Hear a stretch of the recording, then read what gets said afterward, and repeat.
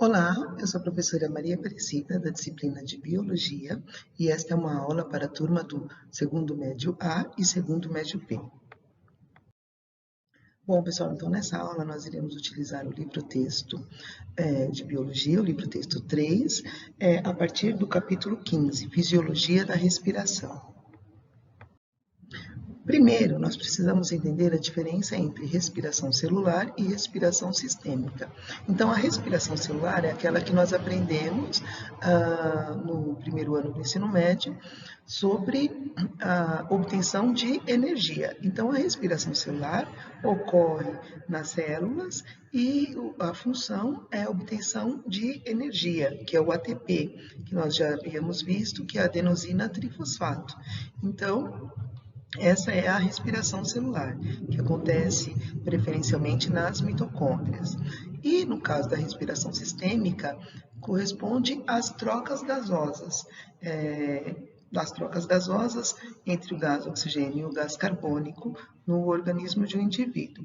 Os tipos de respiração são a difusão simples, que ocorre de célula a célula, difusão que nós já aprendemos, que é um tipo de transporte passivo através da membrana plasmática da célula, e acontece com organismos unicelulares, como protozoários, por exemplo. E acontece também com poríferos, quinidários, vermes, como plateumintos e nemateumintos. Então, essas trocas acontecem entre as células do indivíduo. Embora eles sejam pluricelulares, eles não possuem um sistema adequado para essas trocas gasosas. E essas células, como estão bem próximas à superfície, ocorre a difusão.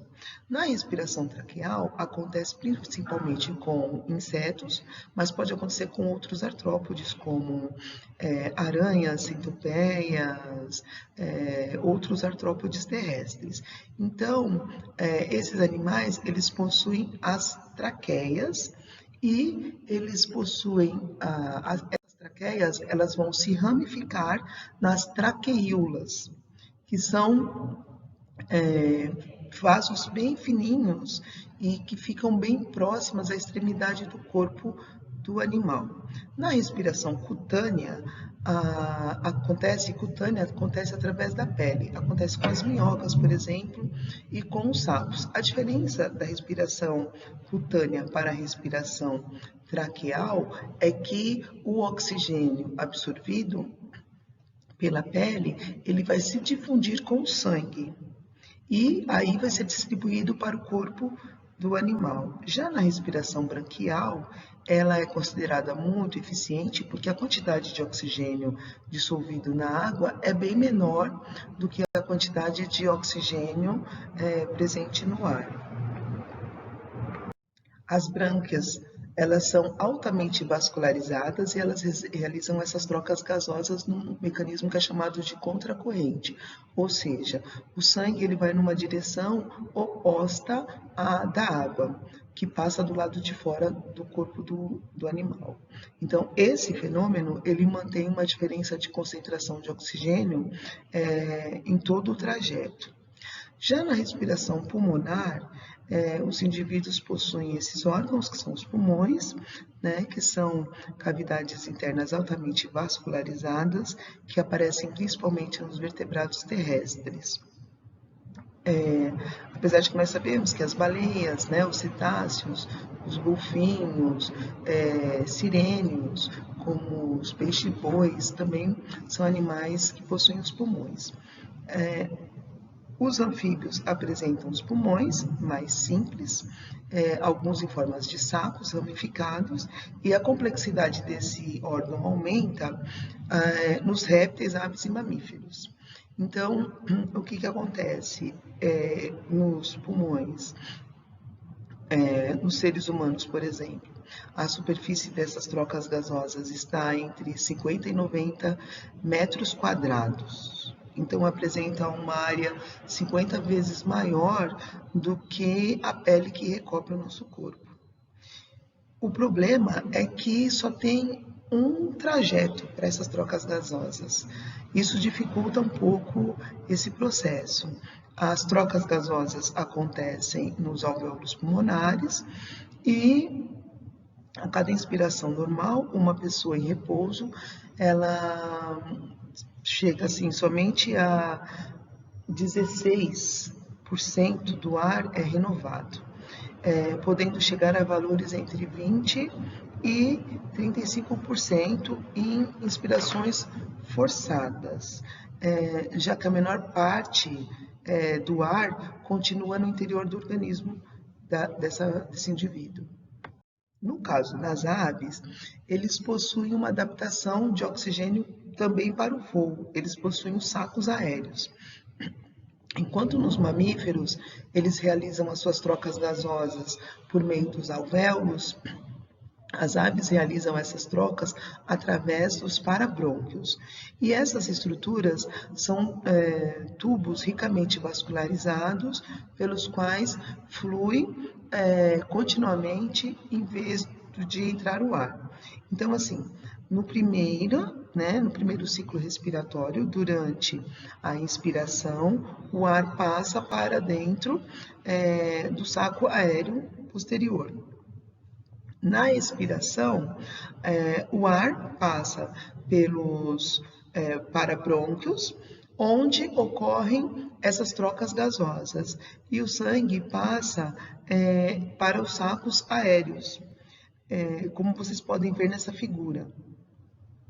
No segundo ciclo, a inspiração leva o ar novamente para os sacos aéreos posteriores, enquanto o ar desses sacos aéreos anteriormente é eliminado para o ambiente durante a expiração. Pessoal, olha que linda essa imagem, sistema respiratório humano. Então aqui nós temos a anatomia do sistema respiratório. Então nós temos as fossas nasais, que correspondem à cavidade nasal, as narinas. Nós temos a epiglote, a faringe e a laringe.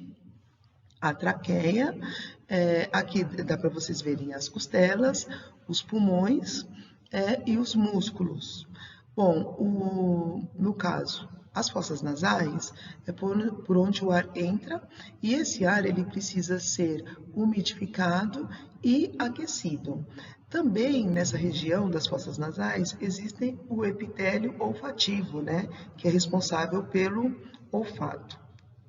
A faringe, ela constitui uma passagem tanto para o ar expirado como para o alimento ingerido. Por isso que, por frações de segundo, quando o indivíduo deglute, ocorre a deglutição, o alimento é engolido, a pessoa para de respirar, mas isso é por frações de segundo, porque o trajeto é o mesmo. Então, a parte inferior desse órgão se conecta ao esôfago, que é para onde vai os alimentos. E a laringe é para onde vai o ar. Então, a laringe, ou casca de noz, é um tubo da cartilagem que se conecta à faringe e à traqueia. E na parede anterior desse órgão, que se encontram a cartilagem, conhecida como pomo de Adão, que é uma saliência que os homens apresentam devido aos hormônios masculinos. E a epiglote é uma peça de cartilagem flexível que parece uma folha. Ele é responsável pelo desviar do alimento para o esôfago.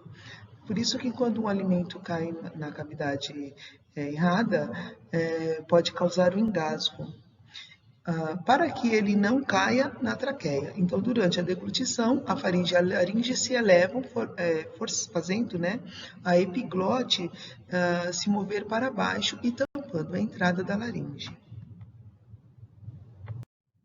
Bom, na laringe também estão situadas as pregas vocais, que produzem o som durante a fala. Elas funcionam como as cordas de um violão. Os sons são produzidos quando o ar proveniente dos pulmões passa por elas, fazendo-as vibrar. Traqueia, brônquios e bronquíolos. A traqueia é um tubo localizado antes do esôfago. Sua parte inferior se divide em um brônquio, que vai para o pulmão direito e esquerdo. E na traqueia, como os brônquios, possuem anéis de cartilagem, que mantêm-se aberto durante a passagem do ar. Tanto na traqueia como nos brônquios, eles são revestidos por um epitélio ciliado e possuem células produtoras de muco. As células, não sei se vocês lembram do primeiro ano, quando nós aprendemos sobre tecido epitelial, a Globed Cell, ou seja, é uma glândula unicelular que possui apenas uma única célula. Então, as partículas em suspensão, elas vão ser grudadas nesse muco. Então, isso vai funcionar como uma espécie de filtro para reduzir as impurezas obtidas durante a inspiração.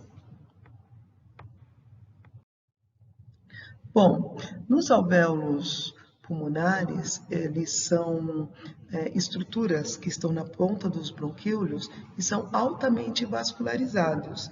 É através dos alvéolos pulmonares que acontecem essas trocas gasosas. Essas trocas gasosas são chamadas de hematose. Movimentos respiratórios. A inspiração e expiração depende desses movimentos realizados pelos músculos intercostais e o diafragma. Então, apenas os mamíferos possuem o diafragma. Então, a inspiração dos músculos intercostais se contrai e elevam as costelas, ao mesmo tempo que o diafragma contrai e abaixa. Esses dois movimentos aumentam o volume da caixa torácica, diminuindo a pressão sobre os pulmões de forma que ele fique menor que a pressão atmosférica. Na expiração, esse movimento é invertido, então os músculos intercostais relaxam e abaixam as costelas, enquanto o diafragma relaxa e sobe. Isso leva à diminuição do volume da caixa torácica e aumenta a pressão sobre os pulmões, sendo a pressão sobre os pulmões maior do que a atmosférica do ar. Bom, o controle da respiração. Quem controla a nossa respiração é o bulbo, que faz parte do nosso sistema nervoso. E à medida que uma pessoa faz atividades físicas, ela aumenta a quantidade de gás carbônico no sangue. E esse aumento de gás carbônico, ele deixa o sangue mais ácido, ou seja, diminui o pH.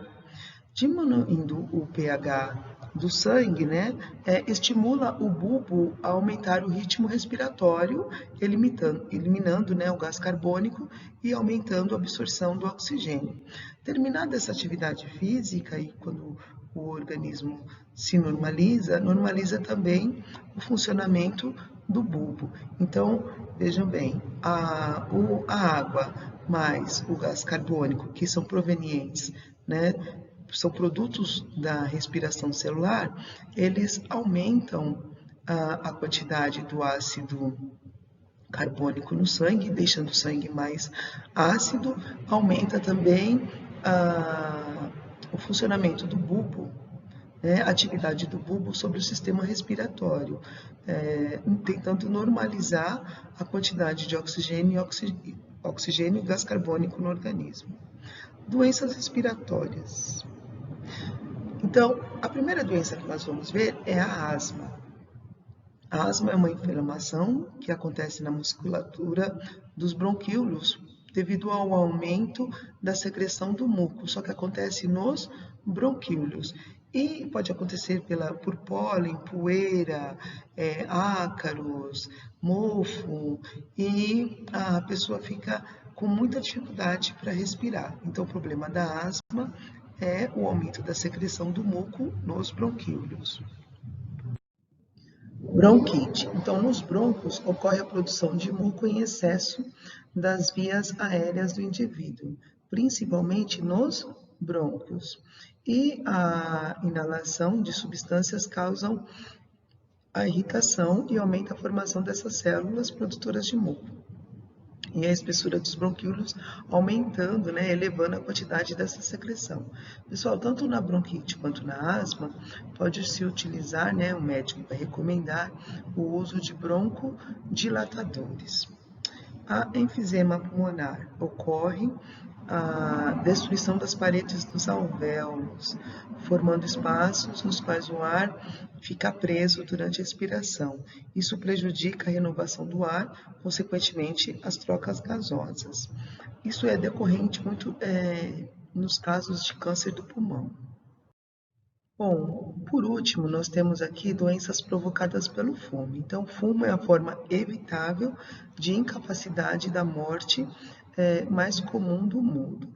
Então, assim, o cigarro ele pode prejudicar demais o organismo humano e ele pode causar várias doenças, inclusive alguns tipos de câncer. Entre as doenças estão o AVC,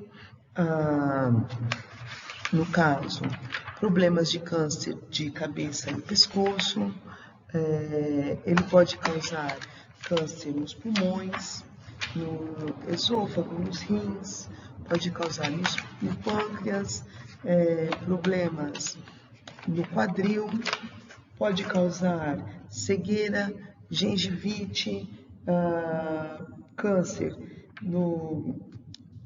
além disso, câncer no cólon, pode causar também enrijecimento das artérias, redução da fertilidade, entre outras. Então, o cigarro, o fumo, é estritamente prejudicial.